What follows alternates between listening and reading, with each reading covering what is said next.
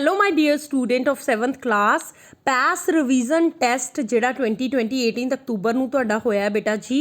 ਔਰ ਹਰ ਤੁਹਾਨੂੰ ਪਤਾ ਵੀਕਲੀ ਟੈਸਟ ਹੋਣੇ ਆ ਤੁਹਾਡੇ ਹਰ ਸੰਡੇ ਤੁਹਾਨੂੰ ਟੈਸਟ ਆਇਆ ਕਰਨਾ ਜੀ ਦੈਟ ਇਜ਼ ਜਸਟ ਬਿਕੋਜ਼ ਤੁਹਾਡੀ ਰਿਵੀਜ਼ਨ ਕਰਕੇ ਆਇਆ ਕਰਨੇ ਆ ਜਿਹੜਾ ਤੁਸੀਂ ਫਾਈਨਲ ਪਾਸ ਦੇਣਾ ਉਹਦੇ ਕਰਕੇ ਆਣਾ ਹੈ ਤੇ ਆਓ ਜੀ ਆਪਾਂ ਡਿਸਕਸ ਕਰੀਏ ਸਾਇੰਸ ਦੇ 7ਵੀਂ ਕਲਾਸ ਦੇ ਜਿਹੜੇ ਕੁਐਸਚਨ ਵਿੱਚ ਆਏ ਆ ਬਹੁਤ ਈਜ਼ੀ ਕੁਐਸਚਨ ਸੀਗੇ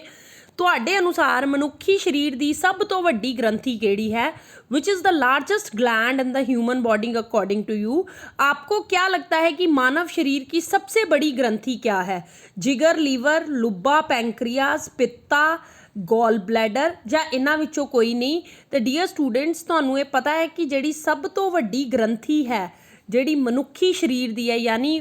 ਮਤਲਬ ਜਿਹੜੀ ਮਨੁੱਖੀ ਸਰੀਰ ਦਾ ਲਾਰਜੈਸਟ ਗਲੈਂਡ ਹੈ ਉਹ ਕਿਹੜਾ ਹੈ ਜੀ ਜਿਗਰ ਜਿਹਨੂੰ ਅਸੀਂ ਲੀਵਰ ਵੀ ਕਹਿ ਦਿੰਦੇ ਹਾਂ ਔਰ ਹਿੰਦੀ 'ਚ ਜਿਗਰ ਠੀਕ ਹੈ ਜੀ ਚਲੋ ਜੀ ਇਹ 7th ਕੁਐਸਚਨ ਕੀ ਆਇਆ ਬਹੁਤ ਇੰਪੋਰਟੈਂਟ ਕੁਐਸਚਨ ਸੀ ਕਹਿੰਦਾ ਜਦੋਂ ਤੁਸੀਂ ਤੇਜ਼ਾਬ ਅਤੇ ਖਾਰ ਦੋਨਾਂ ਦੀ ਪ੍ਰਤੀਕਿਰਿਆ ਕਰਵਾਉਂਦੇ ਹੋ ਤਾਂ ਇੱਕ ਨਵਾਂ ਪਦਾਰਥ ਬਣਦਾ ਹੈ ਉਸ ਨੂੰ ਕੀ ਕਹਿੰਦੇ ਨੇ when acid base react with each other then which of the new substances formed जब हम अम्ल और साक्षर दोनों के साथ प्रतिक्रिया करते हैं तो एक नया पदार्थ बनता है इसे क्या कहा जाता है खंड शुगर चीनी लून सॉल्ट नमक हाइड्रोक्लोरिक एसिड सोडियम ऑक्साइड बेटा जी एक सिंपल जी मैं एग्जाम्पल तुहानूं इत्थे देना चाहनी हाँ कोई भी तेजाब ले लिया मैं HCl तो ये खार की जो मैं प्रतिक्रिया कराई तो साढ़े को की बन गया जी NaCl जमा पानी NaCl जमा पानी ठीक है जी NaCl की है NaCl की है नमक लूण और तुहाडे इस चैप्टर का नाम की है एसिड बेस एंड सॉल्ट्स यानी कि तुहाडे चैप्टर के नाम दे विच ही तुहाडा आंसर सी ठीक है डियर स्टूडेंट्स चलो जी 8वें क्वेश्चन ਵੱਲ ਵੱਧਦੇ ਹਾਂ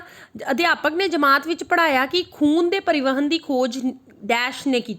teacher taught in a class that circulation of blood is discovered by शिक्षक ने कक्षा में सिखाया कि रक्त आधान डैश द्वारा खोजा गया Robert Hooke Robert Koch William Harvey और लुइस पास्चर तो बेटा जी जो ब्लड सर्कुलेशन का सी जो तुहाडी क्लास च तुहाडी टीचर ने तुहानूं दस्सिया भी होना कि circulation of blood is basically जिहड़ा ये इन्वेंट किया जी ये किया सी विलियम हार्वे ने किन्ने इन्वेंट किया सी विलियम हार्वे ने ठीक है डियर स्टूडेंट्स चलो जी अगे 9th क्वेश्चन साइंस का किहड़ा आया जी अध्यापक ने एक विद्यार्थी नूं बिजली सर्किट का स्विच ऑफ करने लई कहा teacher asked a student to switch off the circuit what will happen when switch is in off position जदों स्विच ऑफ की स्थिति विच होवे तां की होवेगा शिक्षक ने एक छात्र को पावर सर्किट बंद करने के लिए कहा स्विच बंद होने पर क्या होता है बिजली धारा नहीं वहेगी no flow of current in the circuit और तुसी कह सकते हो कि जेड़े सर्किट विच बिजली धारा वहेगी या फिर तुसी कह सकते हो कि flow of current in the circuit विच अंशक रूप विच बिजली धारा वहेगी partial flow of current in the circuit इन्हां विचों कोई नहीं बेटा जी तुसी एक गल हजे तक समझ चुके होवोगे कि जदों स्विच ऑफ दी कंडीशन च है तो बिजली धारा सर्किट च नहीं फ्लो करेगी सर्किट चों बिजली धारा नहीं लंघेगी इसलिए इहदा पहला ऑप्शन बिल्कुल सही सी कि जिहड़ी सर्किट है उह च बिजली धारा नहीं उदा भी तुसी देखो बेटा जी जिदा तुसी स्विच ऑन करदे हो तो पक्खा चल जाता बल्ब चल जाता है पर जो तुसी स्विच ऑफ करदे हो तो बिजली धारा नहीं लंघदी जिहदे करके पक्खा भी बंद हो जाता है तो बल्ब भी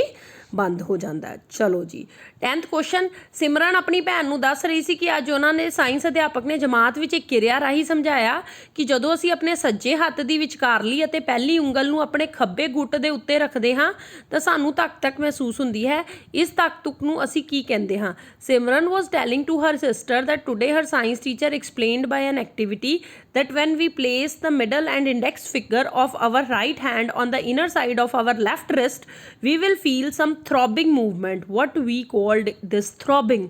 सिमरन अपनी बहन को बता रहा था कि आज उसके विज्ञान के शिक्षक को ने एक गतिविधि द्वारा समझाया कि जब हम अपने दाहिने हाथ की मध्यमा और तर्जनी को अपने बाई कलाई के अंदरूनी हिस्से पर रखते हैं तो हमें कुछ धड़कन महसूस होती है इस धड़कन को हमने क्या कहा धमनी शिरावां नब्ज platelets artery veins pulse platelets धमनियां नसां पल्स और प्लेटलेट्स बेटा जी ਤੁਹਾਨੂੰ ਵੀ ਪਤਾ ਹੈ ਇਹ ਜਿਹੜੀ ਉੱਤੇ ਤੁਹਾਨੂੰ ਆ ਕਿਰਿਆ ਦਿਖ ਰਹੀ ਹੈ ਨਾ ਇਹ ਤੁਸੀਂ ਕੀ ਕਹਿੰਦੇ ਹੋ ਆਮ ਭਾਸ਼ਾ 'ਚ ਅਸੀਂ ਕਹਿੰਦੇ ਆ ਕਿ ਤੁਹਾਡੀ ਪਲਸ ਚੈੱਕ ਕਰ ਰਹੇ ਆ ਨਬਜ਼ ਚੈੱਕ ਕਰ ਰਹੇ ਆ ਠੀਕ ਹੈ ਡੀਅਰ ਸਟੂਡੈਂਟਸ, ਇਹ ਸੀ ਤੁਹਾਡੇ ਜੀ 7ਵੀਂ ਕਲਾਸ ਦੇ 5 ਕੁਐਸਚਨ ਜਿਹੜੇ ਕੱਲ ਪਾਸ ਰਿਵੀਜ਼ਨ ਟੈਸਟ 'ਚ ਆਏ ਹੈ। ਹੋਪ ਤੁਹਾਡੇ ਸਾਰੇ ਆਨਸਰ ਠੀਕ ਹੋਣਗੇ। ਮਿਲਦੇ ਹਾਂ ਤੁਹਾਨੂੰ ਅਗਲੇ ਲੈਕਚਰ ਨਾਲ। Till then dear students, good